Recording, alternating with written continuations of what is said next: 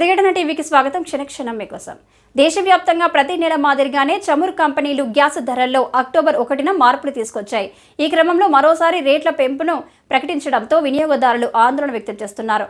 దసరా, దీపావళి వంటి పండుగలు ఉన్న అక్టోబర్ నెలలో సిలిండర్ల ధరలు పెరగడం ప్రజలపై భారాన్ని పెంచుతుంది. అక్టోబర్ 1న దేశంలోని చమురు మార్కెటింగ్ కంపెనీలు నేడు 19 కేజీల కమర్షియల్ గ్యాస్ సిలిండర్ల ధరను సవరించాయి. ఈ క్రమంలో ఒక్కో సిలిండర్ ధర ₹48.50 చొప్పున పెంచుతున్నట్లు ప్రకటించాయి. పెరిగిన ధరలు అక్టోబర్ 1, 2024 నుండి అమలులో ఉంటాయి. తాజా రేట్ల పెంపు తర్వాత దేశంలోని ప్రధాన మెట్రో నగరాల్లో పెరిగిన ధరలను పరిశీలిస్తే ఢిల్లీలో కమర్షియల్ సిలిండర్ ధర గతంలో ₹1,691 నుంచి ప్రస్తుతం ₹1,740 పెంచబడింది.